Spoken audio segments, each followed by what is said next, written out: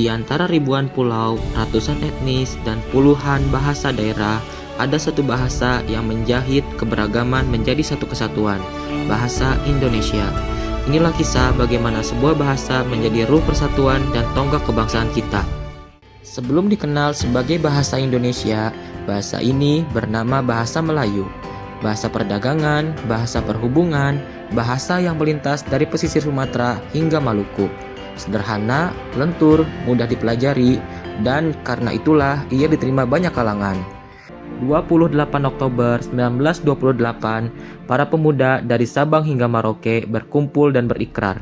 Untuk pertama kalinya, sebuah bahasa dipilih sebagai identitas kebangsaan. Kami menjunjung bahasa persatuan bahasa Indonesia. Keputusan ini bukan kebetulan, ini adalah strategi cerdas untuk menyatukan bangsa yang masih terpecah oleh kolonialisme. Pada saat bahasa Belanda mendominasi administrasi dan pendidikan, para pemuda justru mengangkat bahasa sendiri, yang sederhana namun kuat sebagai alat perjuangan. Seiring perjalanan bangsa, bahasa kita pun tumbuh. Dari ejaan Van Ophuijsen ke ejaan Sowandi, kemudian EYD hingga Puebi yang digunakan saat ini. Pembinaan bahasa terus dilakukan oleh negara melalui Badan Bahasa, agar bahasa Indonesia tetap baku, modern, dan adaptif terhadap perkembangan ilmu pengetahuan. Bahasa Indonesia bukan bahasa yang statis, ia hidup, bergerak, dan berkembang bersama masyarakatnya. Sebagai bahasa persatuan, bahasa Indonesia menjadi jembatan komunikasi antar etnis. Ia meniadakan sekat, merangkul keragaman, dan menjadi rumah bersama bagi seluruh warga negara. Tanpa bahasa Indonesia, sulit membayangkan bagaimana bangsa yang begitu beragam ini dapat berdiri sebagai satu kesatuan.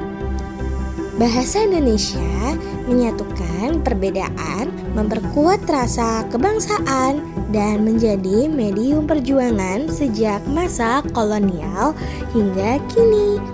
Selain sebagai bahasa persatuan, bahasa Indonesia memiliki kedudukan yang lebih kuat secara hukum. Bahasa negara, kedudukannya tercantum jelas dalam pasal 36 Undang-Undang Dasar 1945 dan diperkuat oleh Undang-Undang Nomor 24 Tahun 2009 tentang bendera, bahasa, dan lambang negara. Sebagai bahasa negara, bahasa Indonesia digunakan dalam administrasi pemerintahan, pendidikan, peraturan perundang-undangan, dokumen resmi negara, komunikasi kenegaraan, hingga pengantar pendidikan nasional. Bahasa Indonesia bukan sekadar kebiasaan, ia adalah kewajiban konstitusional. Di era digital, bahasa Indonesia menghadapi tantangan baru seperti percampuran bahasa, dominasi istilah asing, dan lunturnya penggunaan bahasa baku. Namun, generasi muda juga membawa harapan baru. Mereka menciptakan seperti konten kreatif, menulis, membuat film, dan berbicara kepada dunia dalam bahasa Indonesia. Bahasa Indonesia akan tetap jaya jika kita terus merawatnya. Bahasa Indonesia bukan hanya alat komunikasi, ia adalah identitas, jiwa, dan rumah bagi seluruh bangsa. Dari masa perjuangan hingga era digital, bahasa Indonesia, bahasa persatuan, bahasa negara, bahasa masa depan bangsa.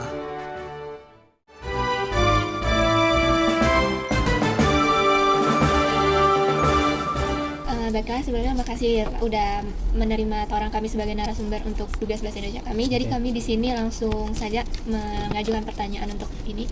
Yang pertama itu, menurut Bapak faktor-faktor apa saja dalam sejarah yang berpengaruh besar terhadap penetapan bahasa Indonesia sebagai bahasa persatuan? Oke, langsung saya jawab ya. Oke, baik.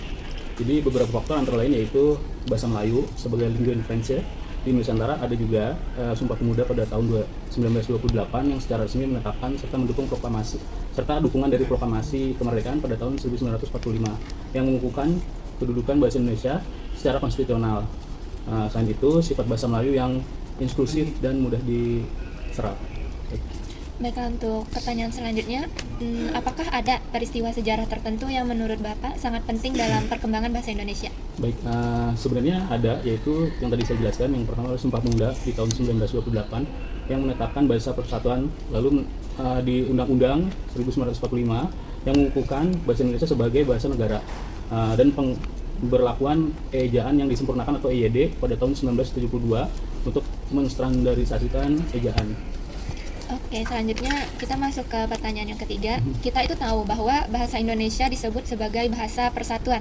Sebenarnya apa makna kedudukan ini dalam kehidupan berbangsa menurut Bapak? Oke, menurut saya itu bahasa Indonesia itu berperan sebagai identitas nasional dan alat pemersatu bangsa di tengah keragaman suku, budaya, dan bahasa daerah.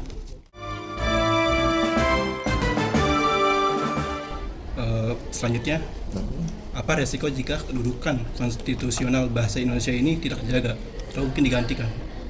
Pertama adalah hilangnya identitas nasional dan karenanya akan melemahkannya rasa kebangsaan. Kemudian dominasi bahasa asing itu mengandung risiko juga bisa menggeser fungsi bahasa negara. Lalu ketidakteraturan bahasa di ruang publik. Apa misalnya ketidakteraturan bahasa di ruang publik itu? Seperti misalnya di pasang spanduk di media, ya, kemudian di tata administrasi. Nah, risiko daripada tidak terjaganya bahasa kita, tentu mutu bahasa dalam pendidikan dan komunikasi resmi juga akan menurunkan mutunya.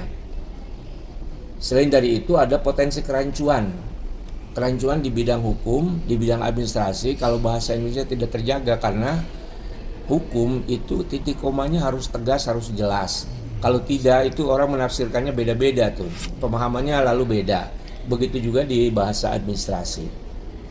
Oke Pak, ini selanjutnya yang nomor 5. Menurut Bapak, bagaimana penerapan bahasa negara dalam kehidupan sehari-hari? Apakah sudah sesuai harapan menurut Bapak? Ya, kalau kondisi di kekinian, ya, penggunaan dan penerapan bahasa Indonesia menurut pandangan saya sudah cukup baik di media, di pemerintahan, juga di dunia pendidikan. Namun tentu saja ada kecenderungan mencampur adukan bahasa Indonesia dengan bahasa asing tanpa alasan yang kuat, ya. Pertanyaan selanjutnya yang nomor 6. Menurut pandangan Bapak, apa tantangan terbesar bahasa Indonesia di era global saat ini? Yang pertama adalah pengaruh kuat bahasa asing, khususnya bahasa Inggris. Itu tidak bisa dipungkiri. Mungkin para mahasiswa juga itu menyadari betul itu. Terutama bahasa Inggris itu terkait dengan teknologi, terkait dengan bisnis dan sains, ya. Kemudian tantangan terbesar juga adalah perubahan cepat dalam budaya digital dan media sosial yang memunculkan banyak bentuk bahasa tidak baku. Lalu minimnya inovasi kosakata ilmiah yang membuat istilah asing lebih dominan. Yang selanjutnya, pentingnya atau perlunya standarisasi bahasa yang cepat agar sesuai dengan perkembangan zaman. Dan yang terakhir adalah penting untuk berkompetisi dengan bahasa internasional dalam diplomasi dan dunia akademik. Pertanyaan yang terakhir. Sebelum diskusi kita selesai, adakah pesan Bapak pada mahasiswa Indonesia mengenai pentingnya menjaga dan menggunakan bahasa Indonesia dengan baik? Ya, itu penting karena kalau misalnya kita tidak menggunakan secara baik, budaya kita akan luntur, identitas kita akan memudar, masuk unsur bahasa lain, sehingga kita sedang membuat sejarah masa yang akan datang. Kita sesungguhnya sedang meninggalkan sejarah apa yang diperjuangkan oleh pada para generasi 1928, khususnya adalah Sumpah Pemuda, dan itu kita tentu ada perasaan berdosa ya. Dulu itu yang menggaungkan itu para pemuda. Nah, sekarang kita harus juga punya semangat seperti itu. Untuk itu tentu saja harus menggunakan bahasa Indonesia secara baik dan benar. Pertama dalam karya ilmiah, dua di dalam komunikasi yang resmi, ya, dan juga di bahasa media sosial gitu. Saya kira demikian. Terima kasih. Ada lagi yang mau ditanyakan? Saya rasa cukup sih Pak, itu aja. Baik. Oke. Terima kasih Pak atas kesempatannya. Ya, sama-sama. Ya. Oke.